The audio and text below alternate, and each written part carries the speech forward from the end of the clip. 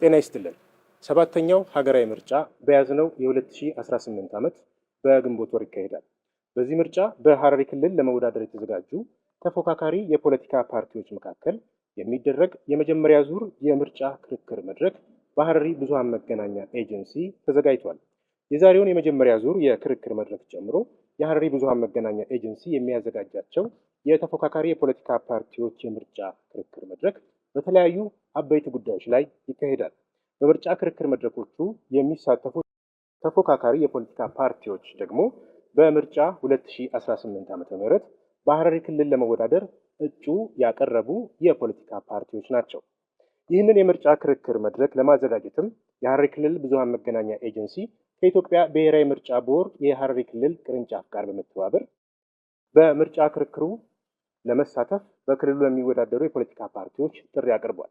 ጥሪውን ተከትሎም በመድረኩ ለመሳተፍ ምላሽ የሰጡ በምርጫ 2018ም በሐረሪ ክልል ለመወዳደር ከተዘጋጁ የፖለቲካ ፓርቲ ተወካዮች ጋርም በምርጫ ክርክር ርዕሰ ጉዳዮችና የምርጫ ክርክር ላይ የሚሳተፉ የፖለቲካ ፓርቲዎች ስብጥርን በተመለከተ ውይይትና ስምምነት ተካሂዷል። በዚሁ መሰረት ለመጀመሪያው ዙር የምርጫ ክርክር መድረክ 4 የፖለቲካ ፓርቲዎች ለመከራከር እዚህ ይገኛሉ። ተፎካካሪ ፓርቲዎቹ በዚህ መድረክ ለክርክር በተመረጠው ጉዳይ ላይ የፓርቲያቸውን አቋም፣ የፖሊሲ አማራጭና ለሀገርና ለዜጎች በተሻለ ደረጃ ይበጃል የሚሉትን ሀሳብ ለመራጮች የሚገልጹበት፣ ለሌሎች ተፎካካሪዎች ጥያቄ የሚያቀርቡበት፣ የሚጠየቁበትና መልስ የሚሰጡበት ቆይታ ይኖረናል። ክቡራትና ክቡራን፣ በዚህ የምርጫ ክርክር የተገኛችሁ የተፎካካሪ ፖለቲካ ፓርቲ ተወካዮች እንኳን ደህና መጣችሁ። የተከበራችሁ የዚህ የምርጫ ክርክር ተሳታፊዎችና የተከበራችሁ ተመልካቾች፣ የምርጫ ክርክር መድረኩ ዋና አጀንዳ የኢኮኖሚ ጉዳይ ላይ ያተኩራል። በዋናነትም ሀገር ያሏት ሁለንተናዊ ጸጋዎችን በክልላዊና ሀገራዊ ምጣኔ ሀብት መሰረታዊ ጉዳዮችን መሰረት በማድረግ ተሳታፊ የፖለቲካ ፓርቲዎች የፓርቲያቸውን የኢኮኖሚ ፕሮግራም ወይም ደግሞ አቋም ያሳውቁናል። በዛሬው የክርክር መድረክ የሚሳተፉ የፖለቲካ ፓርቲዎችና ተወካዮችም ከነጻነትና እኩልነት ፓርቲ አቶ አብዱል ሐፊዝ አህመድ እንዲሁም ዶክተር ከይረዲን፣ ከብልጽግና ፓርቲ ወይዘሮ ሮዛ ኡመር እና አቶ ኢስማኤል ዩሱፍ ናቸው። ከኢትዮጵያ ብሔራዊ አንድነት ፓርቲን በመወከል የተገኙት ወይዘሮ ሐሰነት ሙሜ እና አቶ አርአያ ኃይለ ሚካኤል ናቸው። እንዲሁም ከሐረሪ ዴሞክራሲያዊ ድርጅት የተገኙት አቶ ሁሴን ሱሌይማን እና አቶ ካሊድ ጃማ ናቸው። የተከበራችሁ ተመልካቾች፣ የተከበራችሁ የክርክር መድረኩ ተሳታፊ የፖለቲካ ፓርቲ ተወካዮች በድጋሚ መልካም ቆይታ እንዲሆንላችሁ እመኛለሁ። የክርክር መድረኩ የሚመራበትን አካሄድና የሚኖሩትን ምዕራፎች አሳውቃችኋለሁ። የዚህ የክርክር መድረክ 5 ምዕራፎች ይኖሩታል። 5ቱ ምዕራፎች በዕለቱ አጀንዳ ማለትም የኢኮኖሚ ዘርፍ መሰረታዊ ነጥቦችና የኢኮኖሚ ፕሮግራማችሁ ዙሪያ ገለጻ የምትሰጡበትና ጥያቄና መልስ የሚደረግበት የክርክሩ ምዕራፎች ይሆናሉ ማለት ነው። በዚህ መሰረት 5ቱ ምዕራፎችን ላሳውቃችሁ። የመጀመሪያው ምዕራፍ የክርክር መድረኩ ተሳታፊ የፖለቲካ ፓርቲ ተወካዮች ለክርክር በተመረጠው ጉዳይ ላይ የፓርቲያቸውን አቋምና ወይንም መርህ፣ ፓርቲያቸው የሚከተለው የፖሊሲ አማራጭ በንባብ ወይንም በንግግር እንዲያቀርቡ እድል የሚሰጥበት ነው። በዚህ ምዕራፍ ለእያንዳንዳችሁ 4 ደቂቃ ተሰጥቷል። ሁለተኛው ምዕራፍ ለክርክር የቀረቡ የፖለቲካ ፓርቲ ተወካዮች በዕለቱ አጀንዳ ላይ ከፓርቲያቸው ፕሮግራምና ከያዙት የፖሊሲም ሆነ የሀሳብ አማራጭ አንጻር ሰፋ ያለ ጊዜ ወስደው በጥልቀት የፖሊሲ ወይም የፕሮግራም አማራጫቸውን የሚያብራሩበት ነው። በተለይም ደግሞ የኢኮኖሚ ዘርፍ ያላቸው የፕሮግራምና የሀሳብ አማራጭ ከሌላው በምን ይለያል፣ ዜጎችስ በእናንተ ኢኮኖሚ ፖሊሲና ፕሮግራም ምን ሊጠቀሙ ይችላሉ፣ ድምፃቸውን ሊሰጧችሁ የሚለውን ማብራራት የምትችሉበትን ነው። ለዚህ 8 ደቂቃ ይሰጣል። ሶስተኛው ምዕራፍ በዚህ ክፍል የፖለቲካ ፓርቲዎች ለሌላ የፖለቲካ ፓርቲ ጥያቄ ማቅረብ የሚችሉበት ነው። ለጥያቄ ማቅረቢያ ጊዜ ለሁላችሁም 2 ደቂቃ ተሰጥቷል። አራተኛው ምዕራፍ የፖለቲካ ፓርቲ ተወካዮች ለፓርቲያቸው ለቀረበ ጥያቄ መልስ የሚሰጡበት ነው። ለአንድ ጥያቄ መልስ መስጫ ጊዜ 2 ደቂቃ ተሰጥቷል። በቀረበላችሁ ጥያቄ ብዛት ልክ ደቂቃው አብሮ ይጨምራል ማለት ነው። አምስተኛው ምዕራፍ የማጠቃለያ ሀሳብና የመቋጫ ንግግር የሚደረግበት ነው። የዕለቱ ክርክር የተደረገበትን አጀንዳን ጨምሮ ፓርቲያችሁ ቃል የሚገባቸው ሀሳቦች እና የመቋጫ እንዲሁም የማጠቃለያ ሀሳብ የምታቀርቡበት ይሆናል ማለት ነው። በእነዚህ ምዕራፎች ሀሳብና ንግግር የሚደረግበት ቅደም ተከተል የሚወሰነው ደግሞ ይህንን የክርክር መድረክ ስንጀምር ባወጣችሁት ዕጣ መሰረት ነው። ተሳታፊዎች በደረሳችሁ ዕጣ መሰረት የቅደም ተከተላችሁን ጠብቃችሁ ንግግር ታደርጋላችሁ። ለክርክሩ ታዳሚዎች ደግሞ ይህንን ለማሳወቅ ያክል በወጣው ዕጣ መሰረት ከኢትዮጵያ ብሔራዊ አንድነት ፓርቲ የመጀመሪያው ተናጋሪ ይሆናሉ። ሁለተኛው የነጻነትና እኩልነት ፓርቲ ሁለተኛው ተናጋሪ ይሆናል። ሶስተኛው የብልጽግና ፓርቲ ተናጋሪ ነው። በአራተኛነት ደግሞ የሐረሪ ዴሞክራሲያዊ ድርጅት ተናጋሪዎች ይሆናሉ ማለት ነው። በዚህ መሰረት ክቡራን የክርክሩ ተሳታፊዎች የክርክር መድረኩ የመጀመሪያው ምዕራፍ እንጀምራለን። የመጀመሪያው ምዕራፍ ላይ ቀደም ሲል እንዳሳወቅኩት ፓርቲዎች የፓርቲያችሁን ፕሮግራምና አቋም ከዕለቱ አጀንዳ አንጻር ታሳውቃላችሁ። የክርክሩ አጀንዳ ኢኮኖሚ ነው። የፓርቲያችሁ የኢኮኖሚ ፕሮግራም መሰረታዊ ምጣኔ ሀብታዊ ጉዳዮችን በዋናነት እንደ ግብርናና አምራች ኢንዱስትሪ መስኮች የፓርቲያችሁ አቋም ምንድን ነው? ከኢትዮጵያ ብሔራዊ አንድነት ፓርቲ የመጀመሪያው ተናጋሪ መቀጠል ይችላሉ። አርሶ አደሩን እያለ አርብቶ አደሩን በከተማ ውስጥ ያለውን የትኛውም በኢኮኖሚ ተጠቃሚ ሊሆን የሚችለውን ያማከለ የኢኮኖሚ ስርዓት በመገንባት የጋራ ኢኮኖሚ ወጥነት ያለውን ማረጋገጥ የሚል ይሆናል። እነኚህም መሰረታችን ምንድነው? የኢኮኖሚ ፖሊሲያችን ብለን ስናስብ የኢኮኖሚ ፖሊሲያችን የሚቀዳበት ዋናው የአንድ ሀገር ዋና የልማት መሰረት ብለን የምናምነው ህዝብ ነው። ስለዚህ እንደ ሀገራችን እንደ ክልላችንም የኢኮኖሚያችን ዋልታ ብለን የምናስቀምጣቸው ከሶስቱ በዋናነት ህዝባችን ኢኮኖሚያችን ነው ብለን ነው የምናስቀምጠው። ከዛ በመቀጠልም ግባችን ደግሞ ስናስቀምጥ የኢኮኖሚ ግባችን ምንድነው? ይሄው ህዝባችን ያለውን ግቡ ደግሞ ህዝቡን እያደር የተሻለ የኢኮኖሚ ተጠቃሚ ማድረግ ነው ግባችን። ይህንን ማሳለጫው እንዴት አድርገን ነው ይህን ኢኮኖሚ ህዝቡን ተጠቃሚ የሚያደርገው ብለን ስናስቀምጥ የሀገርን ትልቅ ሀብት በአግባቡ ምርታማ በሆነ መንገድ እንዲጠቀም ማድረግ ነው። ዜጎችን አምራች ዜጋ እንዲሆኑ የሚያግዱ እንቅፋቶችን የተለያዩ እንቅፋቶችን ከልማት ኢኮኖሚ ተጠቃሚ እንዳይሆኑ የሚያደርጉ እንቅፋቶችን ማንቀል ነው። ለልማቱ አሳላጭ የሆኑ ነገሮችን ማስቀመጥ ነው የኢኮኖሚ ፖሊሲያችን። ሌሎች ዜጎች አፍላቂነትና ተነሳሽነት ምክንያቱም ምድራችን ላይ ያለውን አፍላቂነት ተነሳሽነት በማነሳሳት የተሻለ ምርታማነትንና የተሻለ ተጠቃሚነት የማድረግ ነው። ለዚህ ደግሞ መሰረታዊ የግሉ ሴክተር እና የግሉ ባለሀብቶችና መንግስት ነው በሚል ነው። በበለጠ ግን ይህ ኢኮኖሚ ስርዓታችንን መሬት ያስይዘዋል ብለን ተጠቃሚ ያደርጋል ብለን የምናስበው የግሉ ባለሀብትን በማበረታታት ነው። መንግስት ግን ስራ አጥነት ሲበዛና የዋጋ ግሽበት ሲቃ ጣልቃ በመግባት ኢንተርፊር በማድረግ በማረጋጋት ስራ አጥነትን በመቀነስ አገራችንን ልማቱን ያሳለጠና ተጠቃሚነቱን ሙሉ ያሰፋን። በሁለተኛነት ደግሞ ህዝባችን ልማታችን ነው የኢኮኖሚ አውታራችን ስል በሁለተኛ ደግሞ ግብርናችን ነው። ግብርናችን እንደሚታወቀው የግብርናን ዋና የፖሊሲያችን የደም ስር ነው ብለን ነው የምናስቀምጠው። እንዴት ነው ይሄን የደም ስር የሆነ ሰፊው 75% እስከ 85% የሆነውን ገበሬውን ክፍል ተጠቃሚ የምናደርገው? ያለ ገበሬው እድገት ኢኮኖሚያዊ የሆነ እድገት ስለሌለ ምንድነው ዋናው መሰረት አርሶ አደሮችን የግል መሬት ተጠቃሚ ማድረግ ነው ፖሊሲያችን። እንዴት ገበሬው መሬቱ የራሱ እንዲሆን እየደነገጠ የሚያርሰው መሬት እንዳይኖር የኔ ነው ብሎ ሙሉ አቅሙን ከነቤተሰቡ አርግቶ ኢኮኖሚውን የሚያሳድግና ተጠቃሚ የሚሆንበትን በምን የመሸጥ የመለወጥ የማውረስ በዋስትና በወለድ አገድ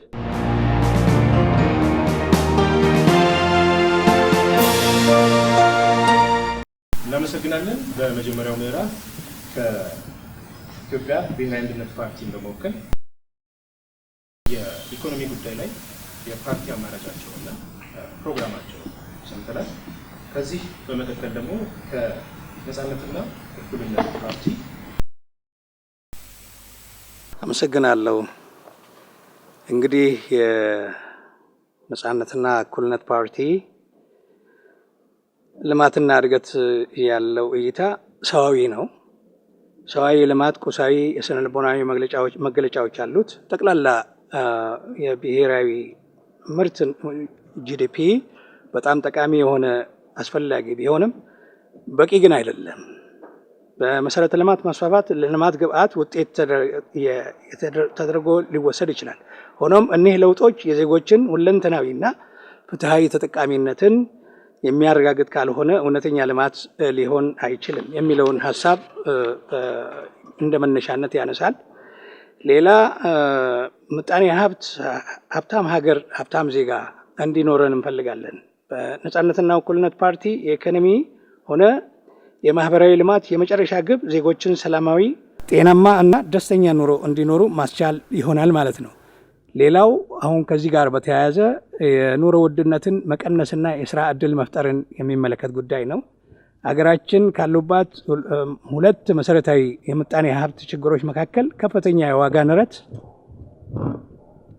የዋጋ ንረት እና እንደዚሁም ሰፊ የስራ አጥ ችግሮች በቁጥር ከፍተኛ ሆነው ይታያሉ።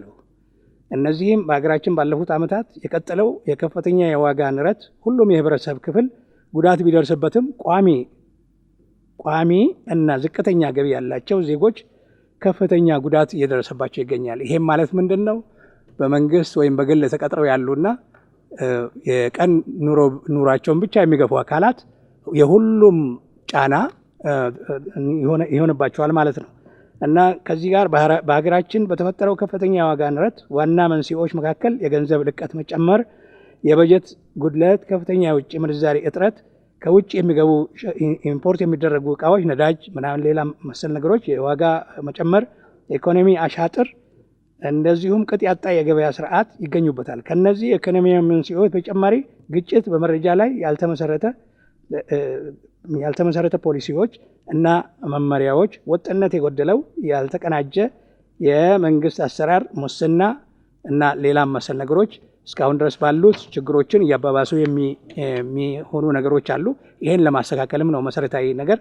ሌላው ደግሞ አካታች ኢኮኖሚ እድገት እና ፍትሃዊ ሀብት ክፍፍልን የተመለከተ ጉዳይ ነው። ኢኮኖሚያዊ እድገት በአንድ ሀገር እጅግ አስፈላጊ አጀንዳ ነው። ነገር ግን ሀገራዊ ጠቅላላ ምርት ወይንም ጂዲፒ እድገት ብቻውን በቂ አይደለም። የኢኮኖሚ እድገት ጤናማ የሚሆነው ለሰው ልጅ ልማትም በትክክለኛ ትኩረት ተሰጥቶ ለዚህ ይህን ባሻገር እድገቱን ፍትሃዊነት የጎደለው ስለሆነ ፍትሃዊነቱ እንዲረጋገጥ በማድረግ ነው ማለት ነው።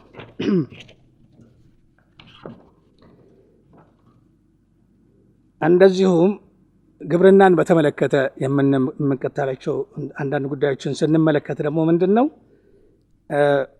70% በላይ የስራ ዕድል የፈጠረ ዘርፍ ነው እና ሀገራችን ወደ ውጭ የምትልካቸው እቃዎች ፕራይመሪ ፕሮዳክትስ ሲሆኑ እነዚህም ቀጥታ እንደገና ተመልሰው እኛኑ ሰከንደሪ ወይንም ተርሸሪ ፕሮዳክት ሆነው የሀገራችንን ማለትም ተጨማሪ ወጪዎች እያስከተሉብን የሚገኙ ስለሆነ እዚህ ፕሮሰስ ሆነው ወደ ኢንዱስትሪ የሚሻገሩበትን ሁኔታ መሰረት መጣል ነው። ኢትዮጵያ በአንድ ሄክታር የእርሻ የመሬት የሚመረተው በሰብል ምርት እጅግ በጣም ዝቅተኛ ነው። ይህም ኋላ ቀር የሆነ የግብርና አሰራር በመከተል ስለሆነ ዘመናዊ የሆኑ ሁኔታዎችን በመፍጠር ማስተካከል ይቻላል ማለት ነው። በሶስተኛነት በዕጣው መሰረት ትብብር የሚያደርጉልን የኢኮኖሚ ፕሮግራማቸውን በተመለከተ አመሰግናለሁ። ውድ የሀገራችንና የክልላችን ህዝቦች፣ ከሁሉ አስቀድሜ እንኳን ለሰባተኛው አገራዊ ምርጫ በሰላም አደረሳችሁ አደረሰን።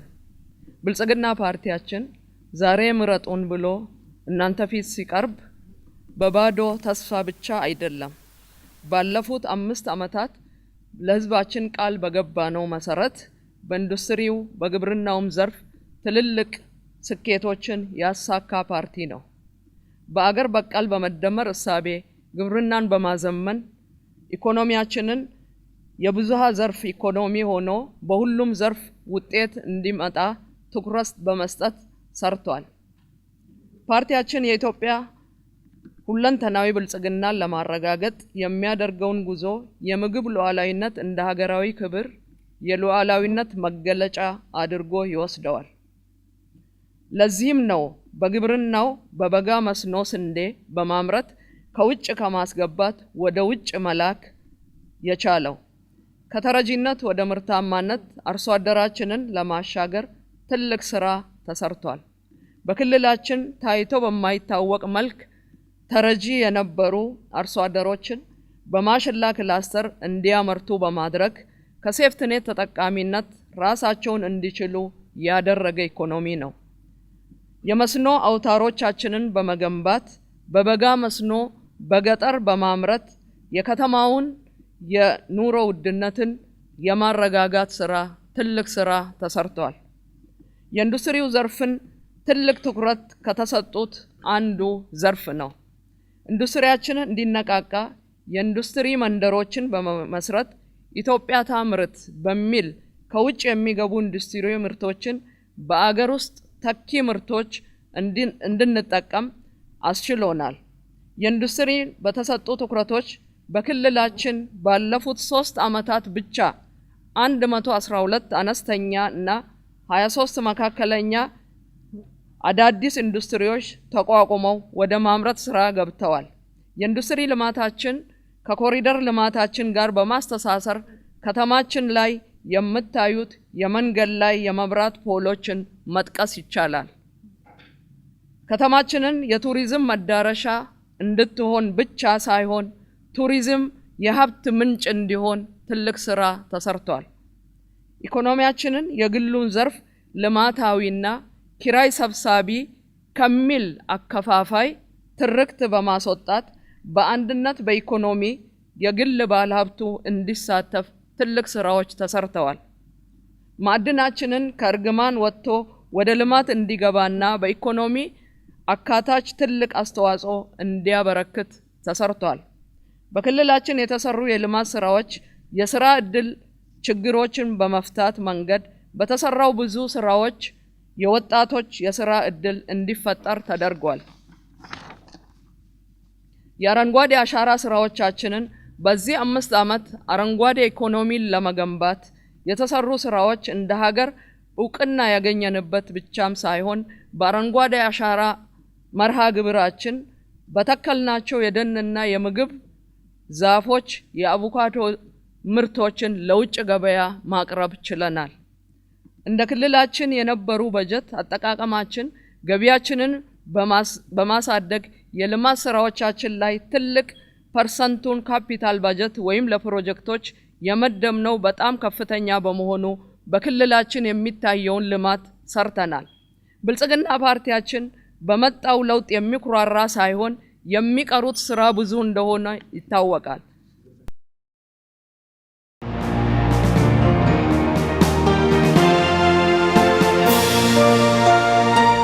ይህንን መድረክ ለተለያዩ ፖለቲካ ፓርቲዎች እንድንከራከር እንዲሁም እንድንተዋወቅ ያደረገው የሐረሪ ማስ ሚዲያን ለማመስገን እወዳለሁ።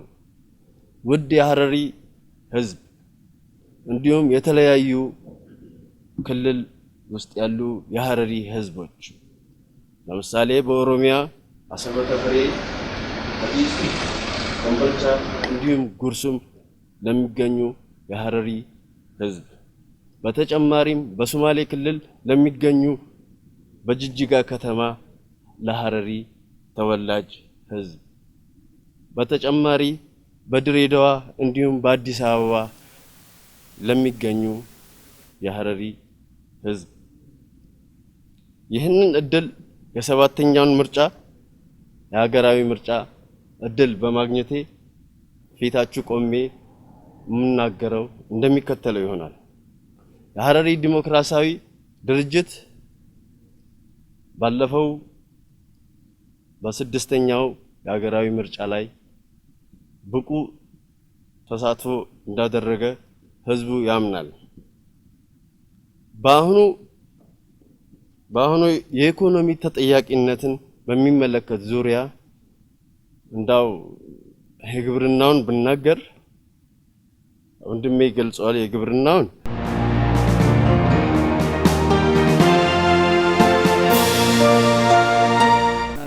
ያው ቅድም በመግቢያችን ላይ ለማንሳት እንደተሞከረው የኢኮኖሚ ፕሮግራማችን ፖሊሲ በዋናነት ህዝባችን ነው።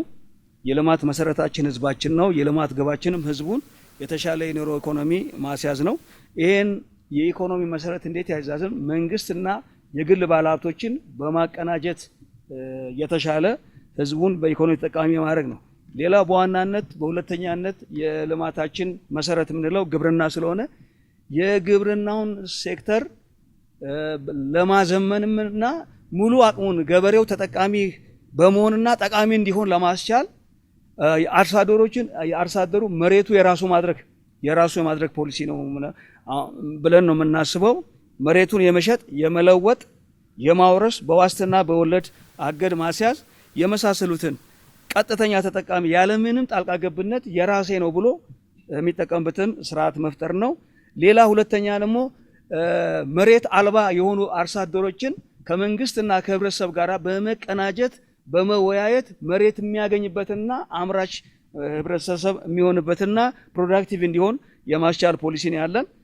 ሶስተኛ ሰፊና ዘመናዊ የእርሻ የተቆራረጠ መሬቶችን በማገጣጠም ወይ ለባለ ሀብት ወይንም ራሱ ገበሬው በማቀናጀት ይዞታው በውል ወይንም በኮንሴሽን ተጠቃሚ በማድረግ ሰፊ የምርታማነትን ስርዓት ማሳደግ የሚል የኢኮኖሚ ፖሊሲ አማራጮች ነው ያለን።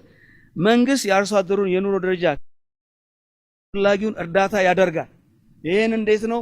በግብአቶች ላይ በማዳበሪያ የማዳበሪያዎችን በማቅረብ ምርጥ ዘር በማቅረብና ሰብል ተባይ መከላከያዎች ላይ ከቀረጥ ነፃ በሆነ መልኩ ገበሬው ተጠቃሚ የሚያደርግበትን ፖሊሲ ለገበሬው በመስጠት ምርታማነቱንና ኢኮኖሚ ከፍ ያደርጋል ብለን ሌላው ግብርናና ኢንዱስትሪ ማኒፋክቸሪንግ ማያያዝ ሁለቱ ተመጋጋቢዎች ስለሆኑ አንደኛው አቅርቦት አለው አንደኛው ስለዚህ ይሄንን ተመጋጋቢ የሆነ ስርዓት በማቀናጀት ሁለቱም ግብርናውና ኢንዱስትሪ ተመጋጋቢ የማድረግ የአማራጭ የኢኮኖሚ ፖሊሲ ነው ያለን። ሌላው 6 የመጨረሻው በግብርናው ኤሪያ ላይ አርብቶ አደሩ ላይም ፎከስ ባደረገ በአጭር ጊዜ ላይ አርብቶ አደሩን በመርዳት ውሃ የመኖዎችን በማቅረብ በዚህ የኢኮኖሚ ዘርፍ እናሳድጋለን የሚል የአማራጭ ፖሊሲ ነው ያለን። ሌላው በኢንዱስትሪ እና ማኒፋክቸሪንግ ዘርፍ በሀገር ውስጥ ያለው ከፍተኛ ወጣትን ተጠቃሚ የሚያደርግ የሚያሳካበው በሀገር ውስጥም ሆነ ከሀገር ውጪ ለምሳሌ ሀረርን ስናስባት ማኒፋክቸሪንግ የቆየ ነው። በኃይለ ሥላሴ ጊዜ ጀምሮ እዚህ ጋር ቢሲዲሞ ላይ ነበረ፣ እዚህ ጋር ሜንሽን አለ። ደከር ላይ ምናልባት እናንተ ትላንት የመጣችሁ እንጂ ብዙ ደከር ላይ አሁን ኖራ ፋብሪካ ነበረ፣ ዘይት ፋብሪካ ነበረ ደከር ላይ፣ እዚህ ጋር ዘይት ፋብሪካ ነበረ። ባብሌ ላይ ባብሌ ውሃና ኪኖቶ ነበረ። ስለዚህ እነኚህ የነበሩትን በማስፋትና በማሳደግ ህዝቡን ተጠቃሚ ለምሳሌ ምንድነው ሪሶርስኛ ጅለው ማኒፋክቸሪንግ ስል ከግብርናው ጋር ተመጋጋቢ ስለሆነ ሎዝ የኛ ነው። ተስፋዬ ኦቾሎኒ ቅቤ የሚለው ግን ከፍቼ ነው ይመጣል። እዚህ ጋር ያለውን እዚህ ጋር የሚያደርግ ፖሊሲ አማራጭ ነው ያለን። የኢትዮጵያ ብሔራዊነት ፓርቲ እኛ ጋር ያለውን ሪሶርስ በማየት አይኖቻችንን ከፈፍተን በማየት ፕሮዳክቲቭን ሃይ በማድረግ ከኢምፖርት የምናደርግበትንና ኢኮኖሚውን ከፍ የምናደርግበትን ፖሊሲ አለን፣ አማራጭ ፖሊሲ አለን ብለን ነው የምናስበው። የኢንዱስትሪ ፖሊሲ ሰራተኞችን ብቃት የኢንዱስትሪው ሰራተኞችን ብቃት ከፍ በማድረግና ተጠቃሚነታቸውን ከፍ በማድረግ ኢንዱስትሪውን ማስፋት። ማንኛውም ሰው ገቢው ካላደገ ሽፍት ስለሚያደርግ እዚህ ጋር ገቢውን አንደኛ እውቀቱን ከፍ በማድረግ ገቢውን ከፍ የማድረግ ፖሊሲ አለን። ህዝቡን ተሳታፊ በማምረት ሀገር ውስጥ ገበያ ላይ አዎንታዊ ተጽዕኖ አሁን የሚመረተው ምርት ህዝቡን ተጠቃሚ በማድረግ ህዝቡን በመቀስቀስ ይሄ ህዝብ እዚህ ጋር ያለው ምርት በመጠቀም ሀገራዊ ምርት ሳቤ እንዲኖረው የሀገራችን አሳቤ ያለው ከውጭ የመጣውን ፕሮዳክሽን መግዛት ነው። ስለዚህ የኛ አማራጭ ደግሞ የምንለው እዚሁ ጋር ያለውን እዚሁ የሚጠቀምበትን ህብረተሰቡ አገር ወዳድ የሚሆን የኢኮኖሚ ፖሊሲ አለን ብለን እናምናለን። በተረፈ ተጨማሪ እሺ፣ ያው አመሰግናለሁኝ። ያው በአብዛኛው በባልደረባዬ አብሮኝ ባለው አቶ አሪያ ጠቅሰውታል። ግን እኛ ደግሞ የምንለው ምንድነው በክልላችን ላይ ብዙ ምርቶች የሚረቱ ነበር በመናቃቸው ሰዓት። አሁን ግን እነዛ ምርቶች ወደ ሌላ ምርት አሁን ቡና ማለት የኛ ምርት ነው ወደ ጫት የተለወጠበት ሁኔታ አለ።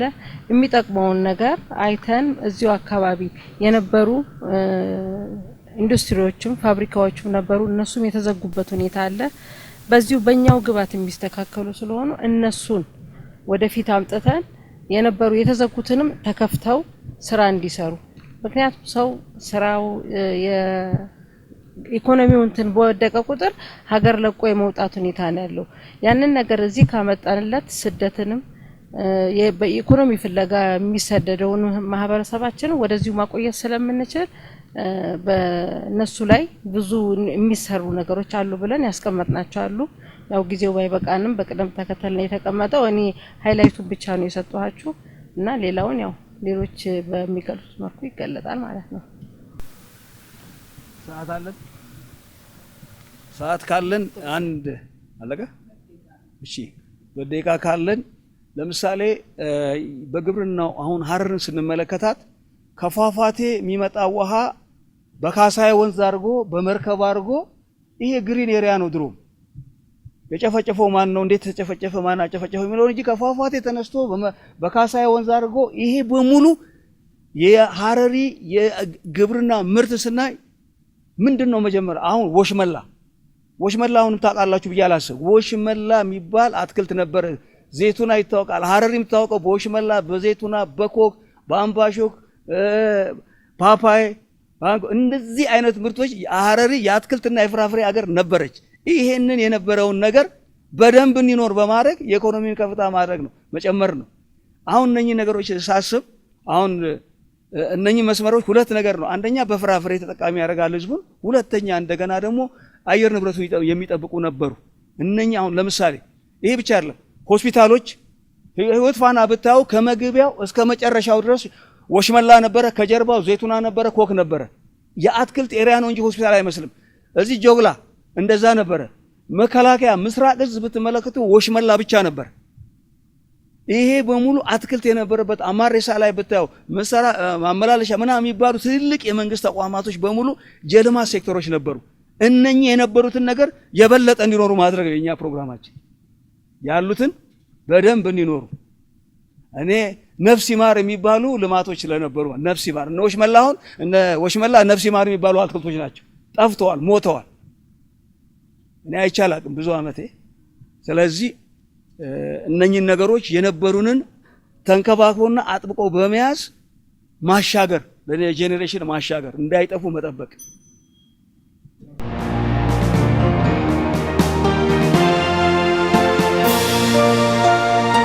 የመራጮችን ድምጽ ብታገኙ እንደ ሀረሪ ክልልም ሆነ እንደ ሀገር በኢኮኖሚ ፕሮግራማችሁ ምን ትሰራላችሁ?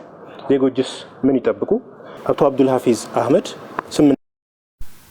አመሰግናለሁ። ያው ቅድም እንግዲህ እንደ መነሻ ያነሳናቸው ሀሳቦችን ያው በጥቂቱ ለማብራራት ያክል ነው። እንግዲህ ፓርቲያችን ለሀገራችን የምጣኔ ሀብት እድገት እጅግ ከፍተኛ ፋይዳ ያለውን የባህር በር ሰላማዊና ስልጡን ዲፕሎማሲያዊ መንገድ ማግኘት ያልቻለ መንግስት ከዚህ ሁኔታ ወጥተን የሀገራችንን ኢኮኖሚ በሰላም ያሉትን ሁኔታዎችን ማመቻቸት አንዱ መሰረታዊ ነገር ነው። ሌላ ከዚህ አንፃር ከኢኮኖሚ አንፃር የምናነሳቸው ነጻነትና እኩልነት ፓርቲ የህዝብ ድምጽ ላይ ተመስርቶ በፌዴራልና በክልሎች መንግስታት የሚኖሩትን ተሳትፎ በሀገራችን አሁን ባለው ዘርፈ ብዙ ውስብስብ ችግሮች ተላቃ ሰላማዊ መረጋጋት የሰፈነባት የመልካም አስተዳደር የተረጋገጠባት የዜጎች ሰብአዊ መብት ዲሞክራሲያዊ መብት የሚከበርባት የኑሮ ውድነት የተረጋጋበትና ዜጎች መሰረታዊ ፍላጎቶችን ተሟልተው በሰላም በደስታ የሚኖሩበትን ሁኔታ የመፍጠር ዓላማ ነው ያለው። ከዚህ አንፃር የተወሰኑ ነገሮችን ለማንሳት ያክል እንግዲህ ነጻነትና እኩልነት ፓርቲ የልማት ፍልስፍናው የሁሉም ዜጎች እኩልነት እና በሀገራችን ልማት ፍትሃዊ የመጠቀም መብት እንዲረጋገጥ ማድረግ ነው። የመብቶች አንዱ መገለጫ የሆነው የልማት መብት ራይት ቱ ዲቨሎፕመንት የሚለው ነው። በሁሉም የሀገራችን ክልሎች በፍትሃዊነት እንዲተገበር እና ዜጎች በሀገራቸው ሀብት እኩል ተጠቃሚ እንዲሆኑ የማድረግ የልማት ፍልስፍና አካል ነው ማለት ነው። ሌላው ደግሞ ምንድነው ዘላቂ ልማት ግቦችን እንደ ማዕቀፍ የምንወስድበት ሁኔታ አለ። ሌላው ዘላቂ ልማት ግቦች ስንል ኤስዲጂ የተባበሩት መንግስታት ድርጅት አባል ሀገራት በ2015 የተስማማበትን የዓለም አቀፍ ግቦች ናቸው። እነዚህም እስከ 2030 ድረስ የሚንቀሳቀሱትን ለማንሳት ያክል በሀገራችን ዘላቂ ልማት ግቦች እውን ሆነው ማየት የዚህ ማኒፌስቶ አንዱ ግብ ሲሆን ሌላው ደግሞ 17 ግቦች ከዚህ የተቀመጡ ግቦች አሉ። እነሱም ማሳካት ነው። ይሁን እንጂ ማኒፌስቶ ዘላቂ የልማት ግቦችን ያልተካተቱ ሌላ ጉዳዮችንም አንድ ላይ ያጠቃልላል ማለት ነው።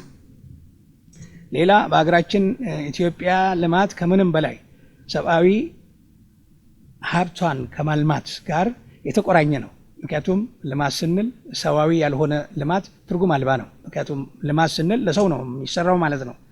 ከሀብቶች ሁሉ ውድ ሀብት የሰው ሀብት ስለሆነ ማለት ነው። ሂውማን ካፒታልን ወደ ስራ እንዲገባ የምናደርግበት ሁኔታ አሁን ባለው ሁኔታ የስራ አጥነት ሁኔታ እየሰፋ ያለ ምክንያቱም በተማሪዎች ትምህርታቸውን ጨርሰው ስራ ላይ የመሰማራት ዝንባሌው በጣም ዝቅተኛ ስለሆነ ይሄንን ኢንዱስትሪ መር በሆነው መሰረታዊ ነገር የስራ ዕድሎችን በመፍጠር የሀገር ልማትን ማሳደግ ማለት ነው። ሌላ ከምንም በላይ ልዩነትን የሚያከብር ድህነትን የሚጸየፍ የሚያበራክት ሳይሆን የሚጸየፍ ኮሚኒቲ እንዲፈጠር ማድረግ መቻል ነው። ሌላ አሳሳቢ ደረጃ መሰረታዊ የምግብ ሸቀጦች ዋጋ፣ የጤና አገልግሎት፣ የትምህርት ክፍያ እንዲሁም የመኖሪያ ቤት ክራይ ከፍተኛ ደረጃ ያሻቀበ ሲሆን በአብዛኛው የኢትዮጵያ ኑሮ እጅግ ከባድ ሆኗል። በአሁኑ ሰዓት በሀገራችን ባለፉት ዓመታት በቀጠለው ከፍተኛ የዋጋ ንረት ሁሉም የህብረተሰብ ክፍል ጉዳት የደረሰበት መሆኑ ይታወቃል እና እነዚህን ጉዳዮች ታክስ አጀስትመንትን እንዲሆን በማድረግ ማለትም እንደዚህ ቋሚ ገቢ ላላቸው ደሞዝ የሚጨመርበት ሁኔታ አለ። በዛው መጠን ደግሞ ኢንፍሌሽኑ ከፍ እያለ የሚሄድበት ሁኔታ አለ። ይሄንን አጀስት የሚደረግበትን የታክስ ፖሊሲውን ትኩረት ሰጥቶ መስራት መቻል ነው። ምክንያቱም ኤግዘምፕሽን ፓርቱ መሰረታዊ አገልግሎቶችን ማለትም ምግብ፣ መጠለያና ልባስ፣ ሌላም መሰል ነገሮችን በሚቻል መጠን ከታክስ ፍሪ የሚያገኝበትን ሁኔታ የሚደረግበትን መሰረት መጣል ነው።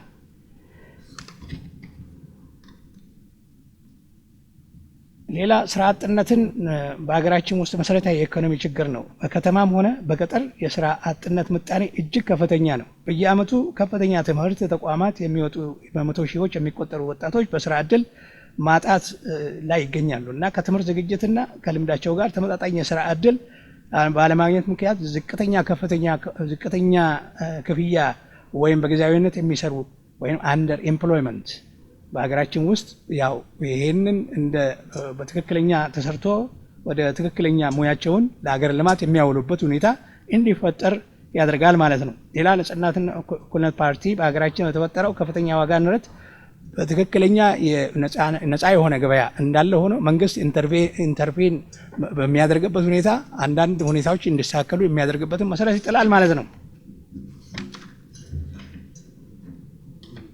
ሌላ አካታች የኢኮኖሚ እድገትን የሚሆኑ ሁኔታዎችን ማለት በፍትሃዊነት እንዲካተቱ ይሆናል። ሌላ ግብርናን በተመለከተ በኢትዮጵያ ውስጥ በአንድ ሄክታር የሚመረተው ምርታማነትን ማሳደግ ማለት ነው። ሌላ ደግሞ ነጻነትና እኩልነት ግብርና ዘርፉ ምርታማነትን በማሳደግ እና የምግብ ዋስትናን በማረጋገጥ የሚከተሉትን የትኩረት አቅጣጫዎች ይሰራል። ምርጥ ዘር እና ማዳበሪያ፣ የዲጂታል ኤክስቴንሽን አገልግሎት፣ የግብርና ሚሽነሪዎች ሜካናይዜሽን እንዲሁም የአፈር ጤንነት ተግባራዊ በመጠቀም እስከ 2023 ድረስ አማካይ የሰብል ምርታማነት በ30% እንዲያድግ የሚያደርግበት ሁኔታ ይሆናል። ሌላ አነስተኛና መካከለኛ እንዲሁም ከፍተኛ የመስኖ ፕሮጀክቶችን በመጠቀም የውሃ ማቆር ስራዎችን በማስፋፋት የልማት ሁኔታዎችን እንዲሸፈኑ የሚያደርግበት እስከ 40% ድረስ የሚሸፈንበትን ሁኔታ ይፈጥራል ማለት ነው። የግብርና የህብረት ስራ ማህበራትን የማጠናከርና የገበያ መሰረት ልማት ማስፋፋትን የሚመለከት ጉዳይ ይሆናል እና እዚህ እንግዲህ እኛ አሁን ባልነው መሰረት በሀገራችን በግብርናውም ሆነ በከተማ ልማት ውስጥ ያሉትን ችግሮች ቀርፎ ለወደፊት የተሻለ ማህበረሰቡ ኑሮውን የሚያሻሽልበት ሁኔታ፣ አንኤምፕሎይመንት የሚቀነስበት ሁኔታ፣ እንደዚሁም ጂዲፒያችን የሚያድግበት ሁኔታ እና ተፎካካሪ ከሌላ ጎረቤት ሀገሮች ተፎካካሪና የተሻለ የሰው ኃይላችንን ባለን የሰው ኃይል ተጠቅመን አገራችን እንድትለማ የሚሆንበትን ሁኔታ ይፈጥራል ማለት ነው። በዚህ አንጻር እስካሁን ድረስ ያሉ እንቅስቃሴዎች መልካም ቢሆኑም ግን ክፍተቶችን በመሙላት የተሻለ እንቅስቃሴዎች ለማድረግ ነው እንቅስቃሴ እየተጀመረ ያለው። ሌላው ምንድነው እዚህ ጋር የአልሚና ተመጣጣኝ ምግብነት ያላቸውን እጽዋት በገበሬው አምራች አካባቢ እንዲስፋፉ ማድረግ ነው። አነስተኛ ግብርና አምራቾች የተሻለ ውሃ አጠቃቀም እንዲኖራቸው ማድረግ ነው። ሌላ ደግሞ ከአየር ንብረት ለውጥ ጋር የሚላመድ ብሔራዊና ክልላዊ የአቅም ግንባታ ስራዎችን መፍጠር ማካሄድ ነው። ሌላ የጋዝ ልቀትን የተመለከቱ ጉዳዮችን የታለመ የአየር ንብረት ጥገኝነት የተላቀቀ አረንጓዴ ኢኮኖሚ፣ የአደጋ ተጋላጭነትን ቅነሳ አስተዳደር፣ ብሔራዊ የስነ አመጋገብ ፕሮጀክቶችን የተገናዘቡ መሆን እንዲችሉ ማድረግ መቻል ነው። ሌላ ኢንዱስትሪና ንግድን የተመለከቱ ጉዳዮች ከፍተኛ የሆነ ማዕድንና የእንስሳት በክልላችን ቢሆን የተሻለ እንቅስቃሴዎች የሚደረጉበት ሁኔታ መፈጠር መቻል አለበት። አሁንም ፕራይመሪ የሚደረጉ እንትኖች አሉ። አሁን ለምሳሌ ድንጋይ ከዚህ ለእብነበረድ ተፈልፍሎ የሚወሰድበት ሁኔታ አለ።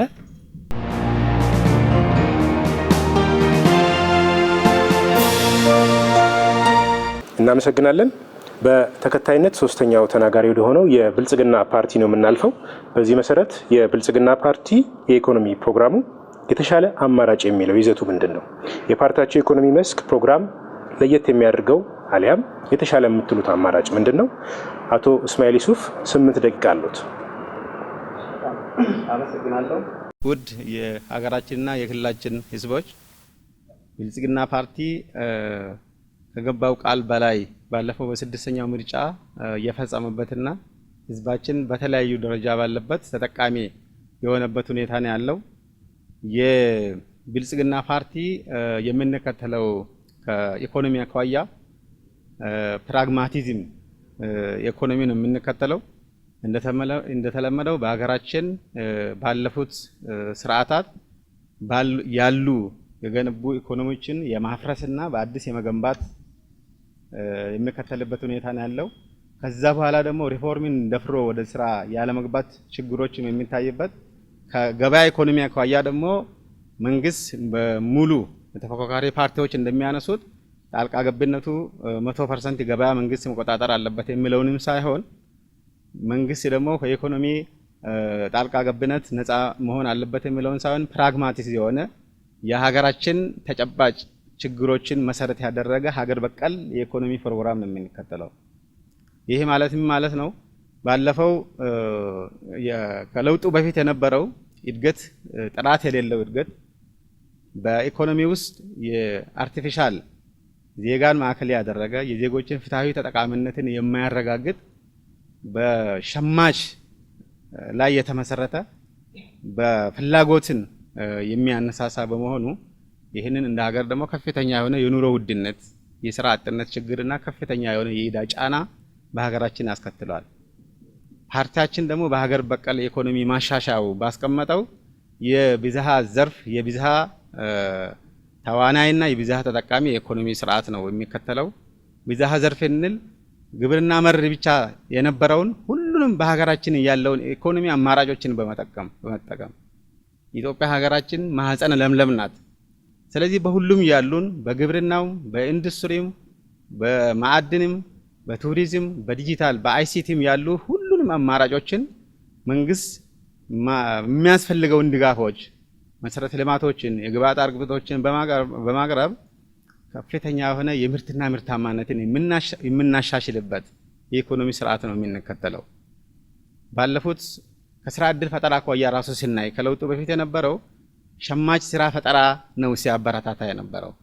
የአምራች ስራ ፈጠራ ሳይሆን በተለያዩ መንግስት በሚሰራቸው የኮሜርሻል ሎን መንግስት ብድር እየወሰደ ከውጭ የሚመጣውን በሀገር ውስጥ ብድር ወስዶ ከፍተኛ የሆነ መሰረተ ልማት ላይ መንግስት የሚሳተፍበት ሁኔታ ስለነበረ በዛ ዙሪያ የሚፈጠሩ ስርዓቶች ሌላ ዲማንድን እየፈጠረ የሀገሪቱን የስራ አጥነት ችግር ከፍተኛ አደጋ ውስጥ የከተተበት ሁኔታ ነው ያለው። አሁን የምንከተለው የስራ ዕድል ፈጠራ ጋር ተያይዞ የኢኮኖሚውም ጋር ተያይዞ ያለው ሁሉንም ተጠቃሚ የሚያደርግ በሁሉም ዘርፎች በግብርናም፣ በኢንዱስትሪም፣ ባሉም በቱሪዝም የስራ አጥ ችግሮችን የሚፈታበትን የፖሊሲ አቅጣጫ የምንከተልበት ሁኔታ ነው ያለው። ስለዚህ እነዚህን ዘርፎች ቅድም ያስቀመጡት ግብርናንም በተመለከተ የራሱ የሆነ የሀገር በቀል ኢኮኖሚ ማሻሻያ ምንድነው ያለው ችግር የሚለውን የአሰራር ችግር፣ የህግ ማዕቀፍ ችግር ኢቭን ከግብርና ጋር ተያይዞ ያለው የመሬት አጠቃቀምን ከማሻሻል ወደ ኩታ ገጠም እንዲመረት ከማድረግና በአርሶ አደር ማሳ ላይ የሚመረተውን ደግሞ የምርትና ምርታማነትን መሰረታዊ የሆኑ የኑሮ ውድነትን ችግር ሊፈታ የሚችል የአምራች ዘርፍ ላይ ፎከስ ተደርጎ የሀገር በቀል ኢኮኖሚ የሀገራችንን ተጨባጭ ሁኔታ በሚያሳይ መልኩ ተነድፎ የአንደኛው ሀገር በቀል ኢኮኖሚ ማሻሻያ ትልቅ ለውጥ ያመጣበትና ሁለተኛው ደግሞ ሀገር በቀል ኢኮኖሚ ማሻሻያ ተደርጎ የሀገራችን ኢኮኖሚ በከፍተኛ ደረጃ እየተሻሻለ ያለበት ሁኔታ ነው ያለው። ከብዙ ተዋናይ ጋር ተያይዞ ያለው የመንግስት ድርሻውን ብቻ ሳይሆን የግሉንም ዘርፍ የሚያበረታታ የግሉ ዘርፍ በሀገር ኢኮኖሚ እድገት ላይ የራሱን አስተዋጽኦ እንዲያደርግ አበረታች ስራዎች መንግስት ሰርተዋል ማለት ነው። ስለዚህ ተዋናያኑ መንግስት ብቻ ሳይሆን የግሉንም ዘርፍ ምቹ ሁኔታ በመፍጠር የኢንቨስትመንት የውጭ ሀገር የፎረን ዳይሬክት ኢንቨስትመንትንም በመሳብ የሀገር ውስጥንም ኢንቨስትመንትን በማሻሻል የኢንቨስት አዋጆችንም በማውጣት የንግድ ህግ 60 ዓመት ያልተሻሻለውን የሀገራችን የንግድ ህግ ከውጭ እንዲያስገቡ የተከለከሉ ነገሮችን ለግሉ ዘርፍ መንግስት ነፃ እና እንዲያስገባ በማድረግ ከፍተኛ የሆነ የግሉና የመንግስት በኢኮኖሚ ላይ ተዋናይ እንደሆኑ የግሉ ዘርፍ ደግሞ የኢኮኖሚው ሞተር እንደሆነ አበረታች ስራዎች እየተሰራ ያለበት ሁኔታ ነው ያለው። ከብዝሃ ተጠቃሚነት ጋር ተያይዞ ያለውን ሁሉንም ተጠቃሚ የሚያደርግ የኢኮኖሚ አማራጮች ፓርቲያችን የሚያምነው በዜጎች ክብር ነው የሚያምነው።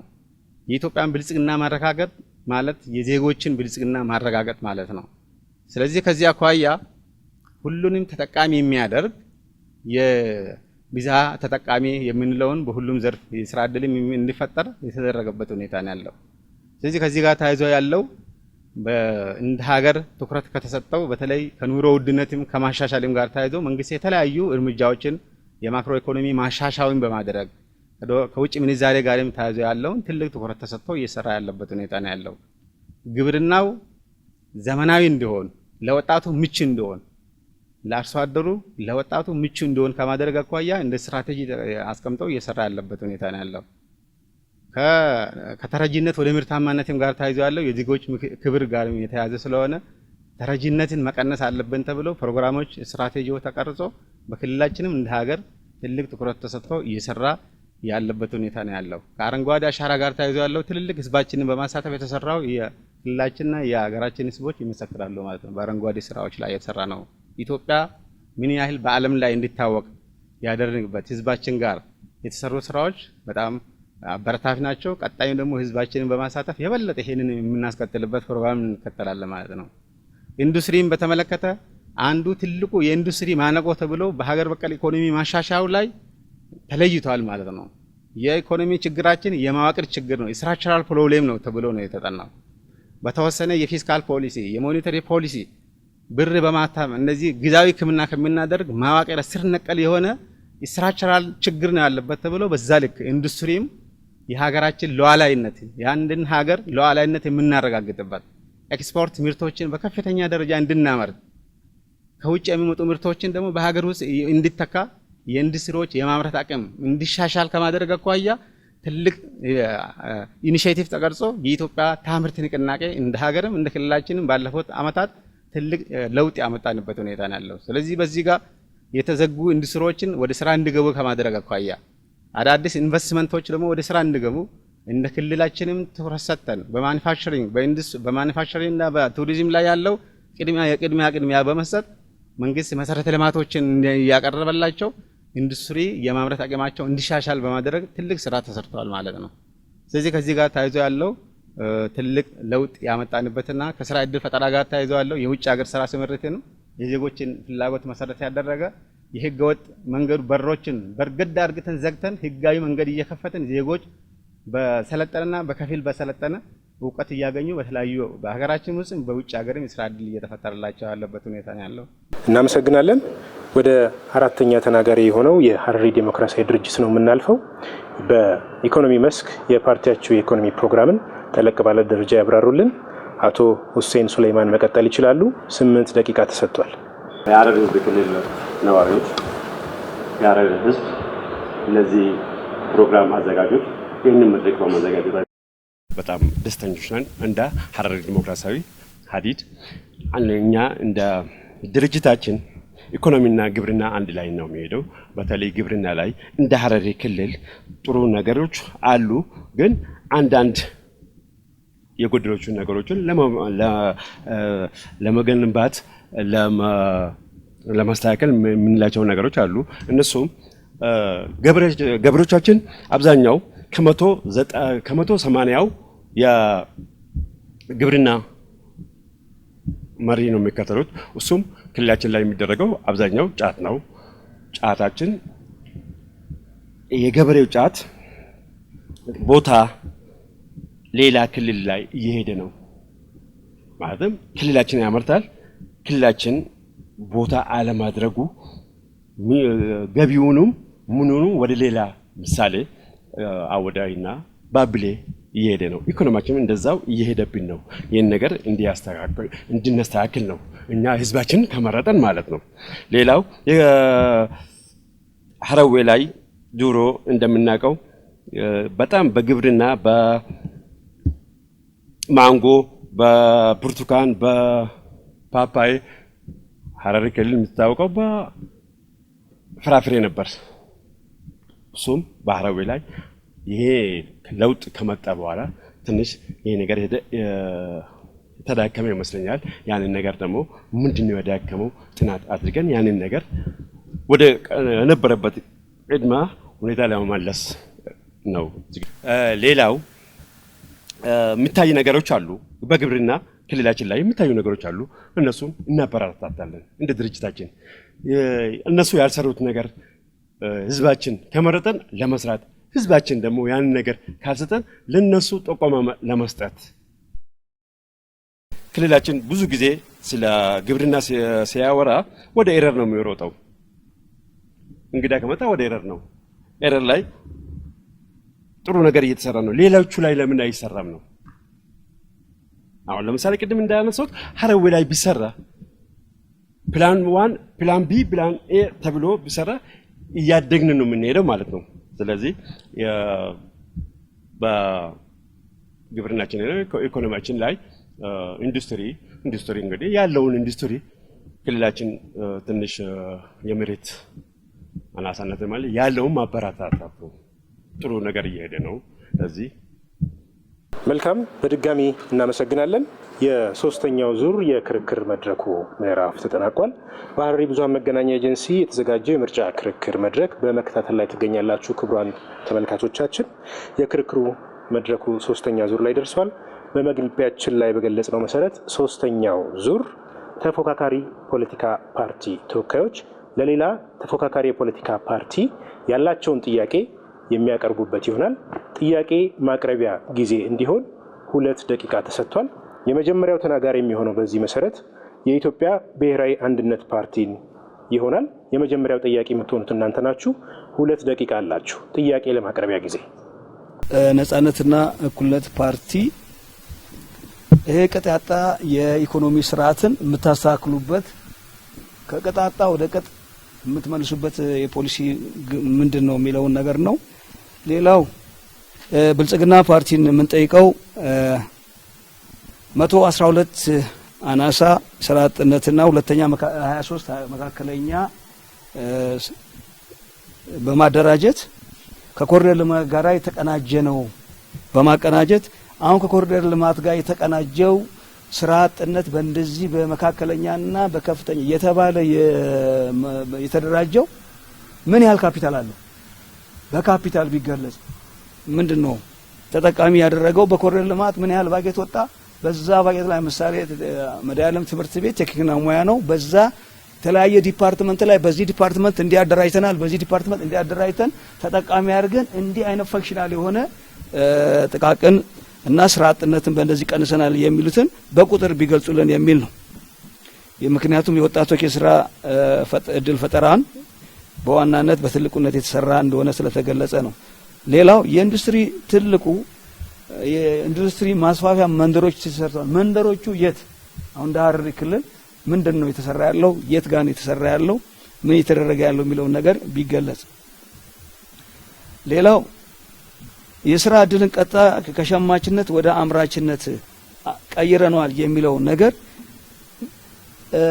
ድሃው ማህበረሰብ ላይ ያመጣው ፋይዳ ምንድነው የሚለውን ነው መጠየቅ የምንፈልገው። ሌላው ሀዲድ ፕሮግራሙን አልገለጸም ብዬ ነው። አማራጭ ፕሮግራሞችን አላስቀረ ለህዝብ አሁን ብመረጥን ብሎ ምንድነው አሁን የአማራጭ ፖሊሲያቸው ምንድነው? አሁን ለኛ ምን ኮንፊዥን ብዥታው ስለፈጠሩብን ነው።